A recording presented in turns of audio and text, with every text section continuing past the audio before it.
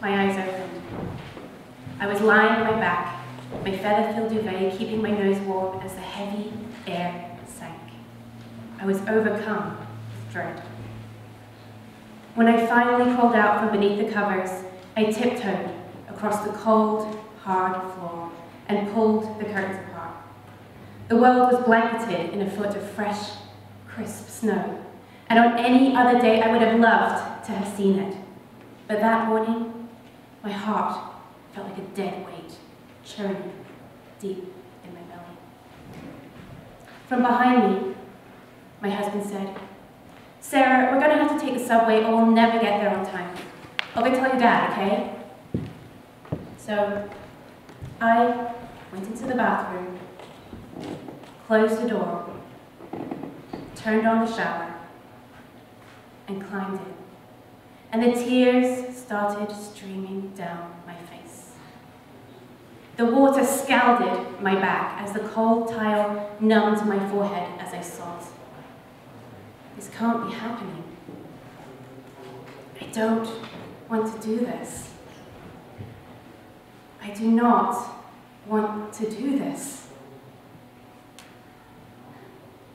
I got out, put on my comfiest sweats, and met everyone else by the front door. In silence, we layered on extra sweaters, down jackets, hats, scarves, gloves, and heavy winter boots. And as we stepped out into the fresh snow, I said, "Wait!" and I ran back inside, snatching a pen and piece of paper from the side table as I went. I wrote, "I love you. I'll be back in a few days." Then I pulled the duvet from my husband's pillow, carefully placed the note, and covered it back up again. We trudged up the snowy sidewalk in a single file, our footprints louder than the rush hour traffic whispering by. My mind buzzed, but no one said a word. On the subway, I sat on the one available seat, surrounded by strangers. And as I looked around me, it felt as though I floated up out of my body and was looking down on the subway car below me. The seats were filled with people dressed in dark blue, black, and brown winter coats and hats, slumped over like corpses. The mood was grey, dark, sinking. My shoulders carried the unbearable weight as my breaths became shallow and urgent as I thought. They are going to work, and I am going to St. Michael's Hospital. They are going to work, and I am going to hospital for brain surgery. They are going to work, and I am going to hospital to have a brain tumor removed. They are going to work, and I could lose my sense of smell, my eyesight, or I could die. In that moment, everything changed.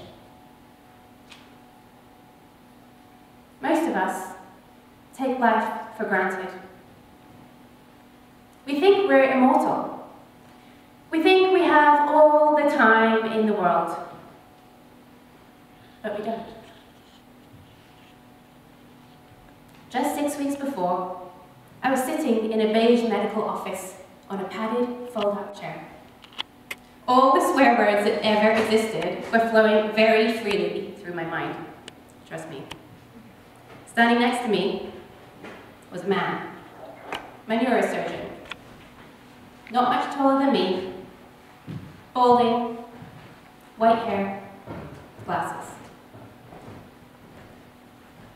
He stepped closer, his hand over my head, and as he pointed at my parting, he said, "So, sir, what we're going to do is slice from here all the way down here. Then we're going to pull it back, and then we're going to use a saw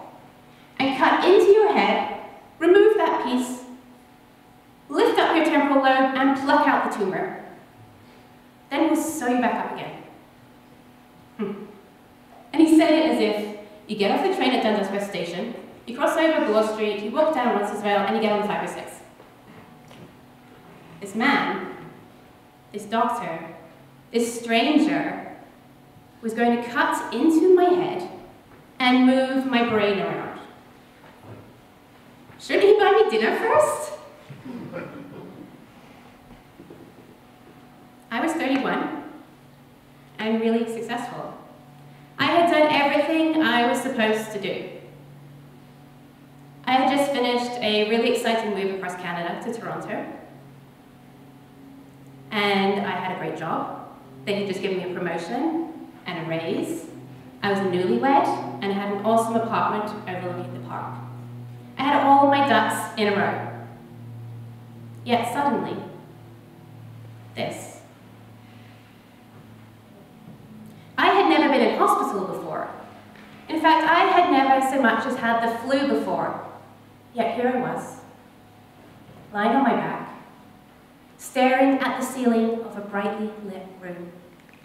To my left were shelves covered in metal contraptions that looked like torture devices. To my right, blood bags and IVs. Machines were everywhere, and the room was filled with people dressed in blue, moving so efficiently they seemed to float like ghosts, silently preparing. My chest felt like it was in a vice, being pulled tighter and tighter and tighter. I was trapped. The anaesthetist placed a plastic mask over my mouth and nose and said, "Please count down from 10 to 1. Oh my God, it's happening. 10. What if this doesn't work? 9. What if I don't fall asleep and they don't realize? 8. What if I wake up halfway through? 7.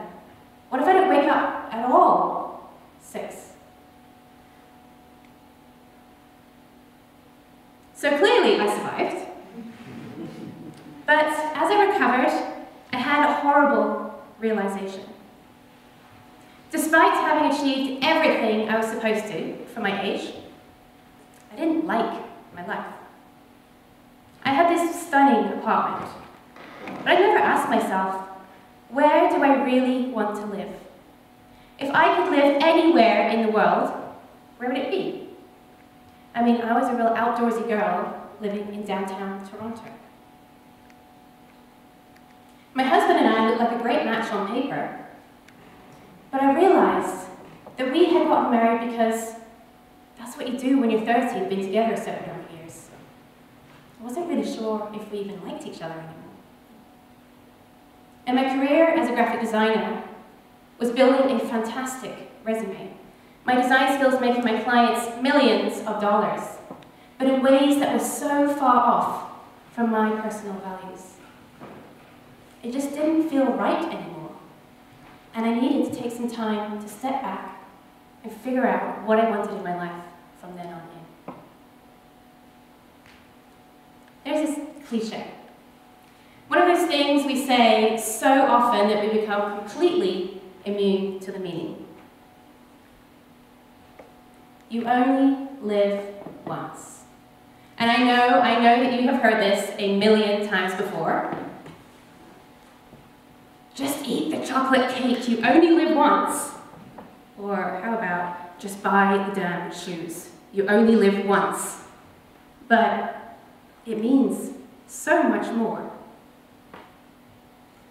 You only live once. You only have one chance at this lifetime. You shouldn't have to wait until you think you might die before you understand that you have this one chance to get it right.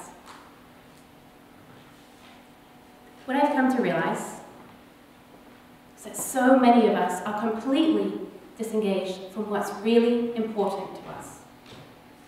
In my role as a coach, I help people make personally sustainable choices. These choices are the ones that you actively choose rather than drift into. They're the ones where you think for yourself rather than doing what's done, what you're supposed to do, or what's expected. When you make choices outside of all the external influences, when you make choices and consider how you feel about them, the results are far more likely to be sustainable for you in the long run. In the months of recovery after brain surgery, I had lots of time to think. I asked myself a lot of questions about where I was going in life and why. And today, I'm going to throw out a bunch of those questions to you. But first, to prepare. Push aside all of those fears you have about what other people might think of you, how your family might react, what your friends might expect of you, the disapproving looks of strangers, the opinions on Facebook. Just pretend they don't exist. Just try. Next, and this will be harder, push away those voices, those words that you tell yourself about not being good enough, smart enough, fit enough, skinny enough, far ahead enough in your career. And then just push down all those negative feelings that come with comparing yourself to others. Just imagine that none of these judgments exist. Nice, isn't it? Now, staying in this place, when no one else's opinions matter, think about what your definitions of success are right now. You might specifically think of things like money, religion, career, parenting, family, work-life balance, retirement. There's any number of things. For me, success used to be owning a home, being married, earning lots of money, getting every promotion, wearing the right clothes, driving the right car, seeing the right number on the scale. You get the picture. But whatever the definitions of success you have picked up over the years, just push those aside for a minute too, because think about it. Did you absorb those beliefs from others? Or did you actively choose them for yourself? So imagine this idealized state where none of these influences and expectations exist. A little bit like when you were a kid.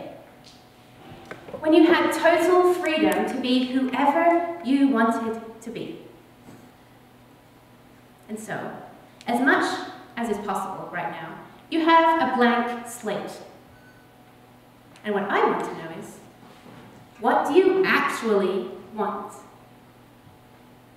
Ask yourself, without judgment, what are you striving for in life? What are you chasing and why? Is this right for you? Does it align with your values? Are you prioritizing what's most important to you? Do you know what's most important to you? Be honest. Why am I asking all these questions? Well, it's because very often we don't stop to get out of our heads so that we can listen to what our gut, our intuition, our hearts are telling us. Those decision makers deep within us that are largely unaffected by the world around us. Our friends, family, the media, society in general are the conditioning voices in our ears telling us what success is, where happiness comes from, what it looks like, and who we're expected to be. But if you were to make choices you can live with in the long run, you need to be the one calling the shots. If they are to be sustainable, you have to choose things you genuinely want. We all need to take more of an independent attitude. We all need to be a little bit more rebellious.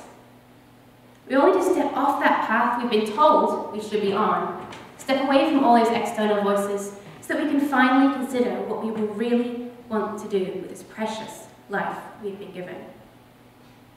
Do you want to be one of those slumped over corpses commuting to success every day?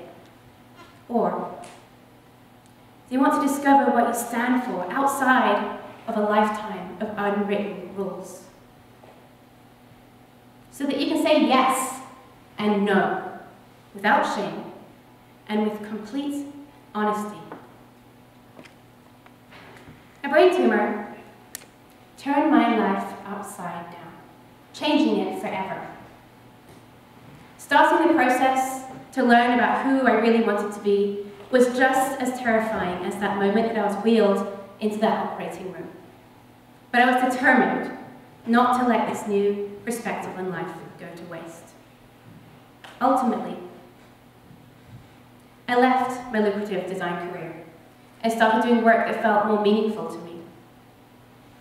I stepped away from my marriage and found true love and connection with somebody else. And I moved from downtown Toronto to live in a cabin in the woods on Vancouver Island, also the outdoors with its mountains, forests, rivers, waterfalls, and beaches were right there on my doorstep in a way I never thought possible before. So take this from a brain tumor survivor. Don't wait for a life or death experience to show you who or what is most important to you. Set aside time to be alone and think. Ditch the things you should do, the things you're supposed to do, and pay attention to where you're making choices just to please others. Then, open yourself up to new experiences. Discover who you are. Accept and build trust in that person. That most authentic version of you. Lead your life making conscious and personally sustainable choices so that you can look at the world with all its influences, yet still choose to be you. Remember, you only live once.